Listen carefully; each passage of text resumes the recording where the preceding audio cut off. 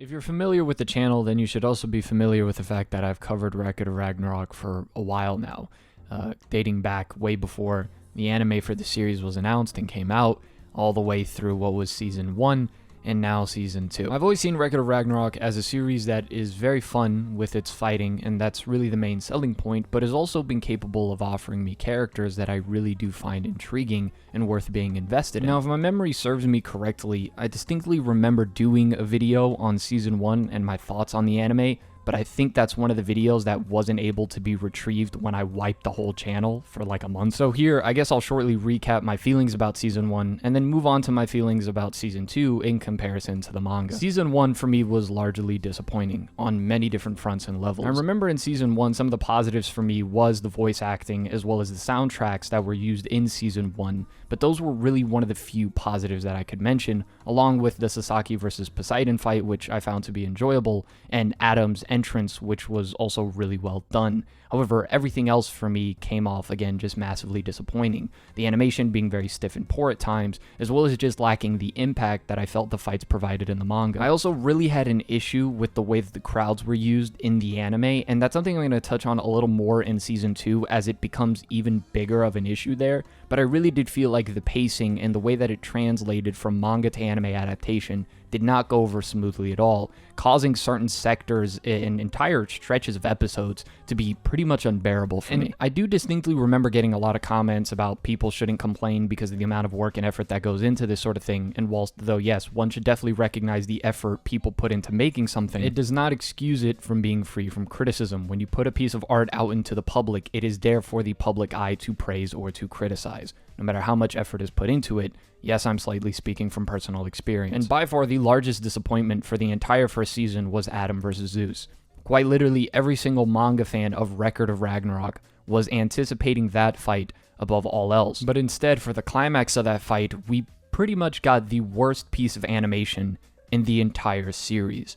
Like, that to me, to this day, is mind-blowing. How the most important moment of that fight, the moment that is by far the most anticipated by the fandom, is pretty much the standout worst moment. And that just, it was really heartbreaking to see that. And so we move on to Season 2, which covers Jack the Ripper versus Hercules, Shiva versus Raiden, as well as the introduction of Buddha's character, another fan favorite within the series.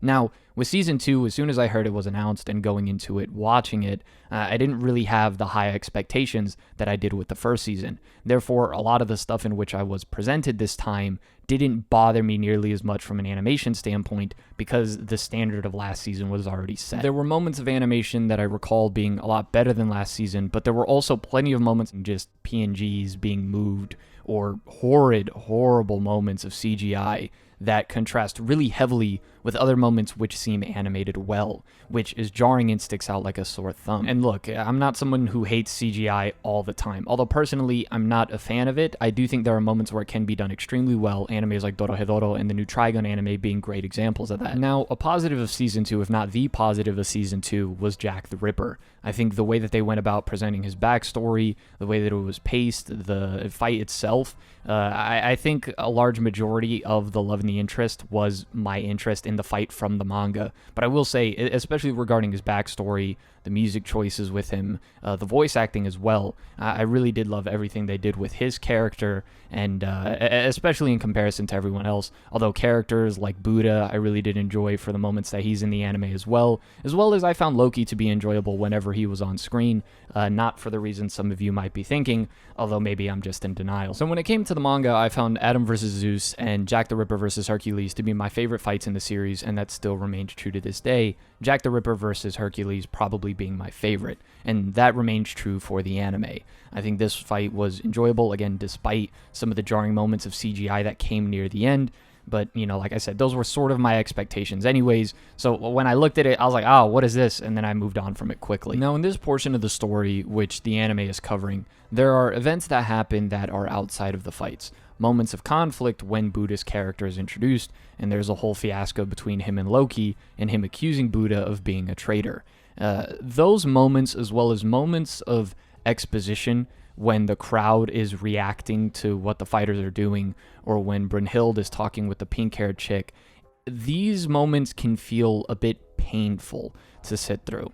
Buddha versus Loki overall wasn't too annoying. Again, I enjoyed Buddha's character and I enjoyed Loki's character, so those moments were fine.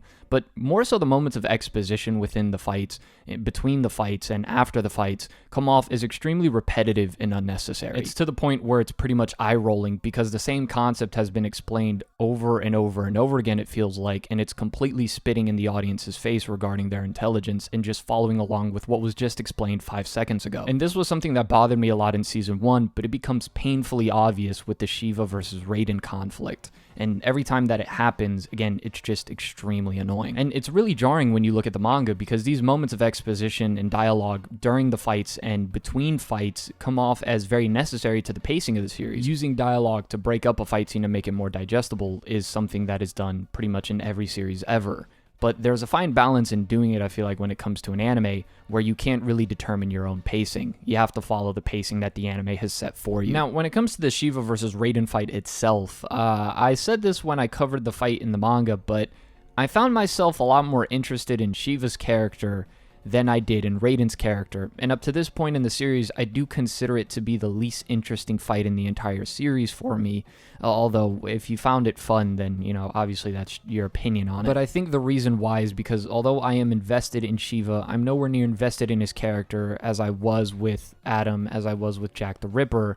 Therefore, whoever the opposition is, I'm automatically invested in the fight because I have a character I really want to see win. The first fight of the series, I don't really give it too much of a hassle because, you know, it's the first fight, it's just introducing things. And with Sasaki versus Poseidon, again, Sasaki was a character I was heavily rooting for. But yet when it came to this fight, I wasn't really heavily rooting for either one. So when their backstories were presented, while though Shiva was a favorite of mine, he wasn't a favorite to the point which I wanted to watch the fight just to see him win. In all reality, I kind of didn't care who won in that fight. And although Raiden is cool in concept, again, there was nothing to his character that intrigued me enough. So when you add that feeling that I already had for the fight in the manga, and you add the pacing, which can be really grueling in the anime on top of it, it wasn't really a good time. However, I will say moments of animation here in this fight were a lot better than a good amount of the stuff that we got in Season 1. Buddha is one of my favorite characters in the series, so of course seeing him in the anime was a positive, although I'm really curious as to the perspective of people who are anime only, considering the fact that I pretty much knew about his character now for over a year. One of the disadvantages of reading a manga. So overall, when it comes to Season 2, there are moments of it that I enjoy far more than Season 1, but there's equally moments that I enjoyed far less than Season 1.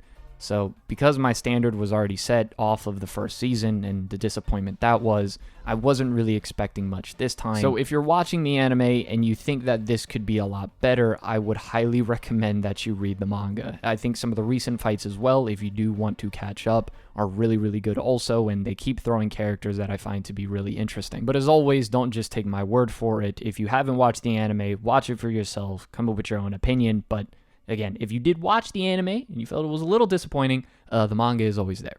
As always, this has been The Masked Man. Hope everyone has a blessed rest of the day, and peace.